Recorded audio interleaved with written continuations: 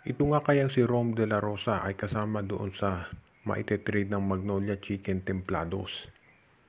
Madalas na pag-uusapan dito sa finals yung naging dalawang turnover ni Calvin Abueva.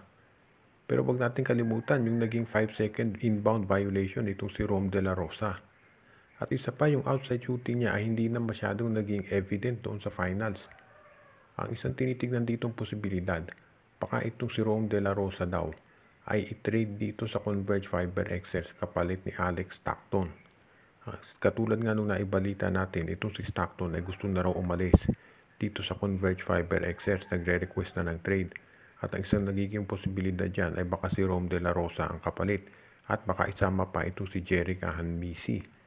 Ito si Ahanmisi ay isang potentially magaling na scorer yan at makatutulong dito sa Converge. Parang Shawnee Winston yan kung sakasakali pag binigyan ng playing time. At ito si De La Rosa naman, isang two-way player na magagamit ni Coach Aldin Ayo. Ito si Alex Stockton naman, magkakaroon na sa wakas ng isang mahusay na defender sa small forward o di kaya big guard position. Itong Magnolia Chicken Templados kung makuha nila. At kung yan ay mangyari, itong Stockton for De La Rosa at ang Hanmisi trade, magiging okay naman yan at madaling ma-approve ng PBA Trade Committee. Kailangan na lang nating tignan kung hanggang saan naaabot ito, proposal na ito, dahil hindi pa naman ito masasabing approve. Sa ngayon, ang daming teams na interesadong makuha ang serbisyo nitong si Alex Stockton mula dito sa Converge Fiber XS. Dahil syempre nakikita naman nila na mahuhusay talaga ito na isang scorer at defensive player. At itong si Rom De La Rosa, marami pa rin potential yan.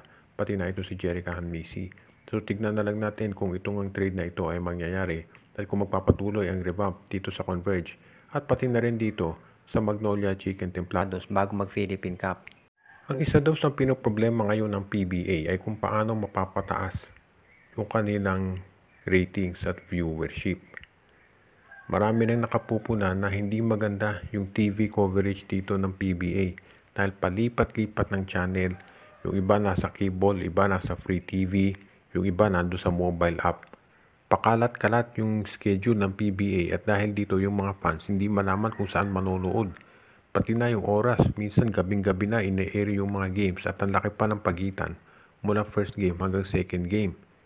Ang sabi nga nung iba, dapat daw itong PBA games ay pinapalabas na ng libre dito sa YouTube dahil pwede naman lagyan yun ng advertisement at mas marami silang marireach na mga fans. Pero hanggang sa ngayon, ayaw pa rin gawin ng PBA na ipalabas yung mga laro nila sa YouTube. Kaya iyan ang dahilan kung bakit yung viewership nila ay bumabagsak. Kung ayaw man sa YouTube, dapat sa Facebook ay pinapalabas na nila doon sa official Facebook page ng PBA. Pero nagpupumilit pa rin ang PBA doon sa mobile app nila na kukunti lamang ang gumagamit. At pati na dito sa ating, of course, yung mga cable companies, iba-iba naman yung channel.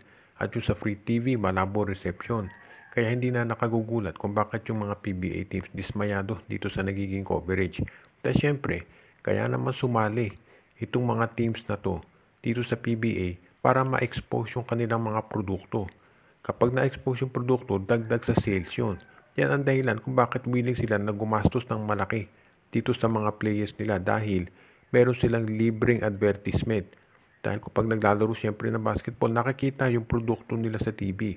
Pero kung walang nakakapanood doon sa kanilang TV coverage ng PBA, nababaliwala yung ginagastos ng mga teams.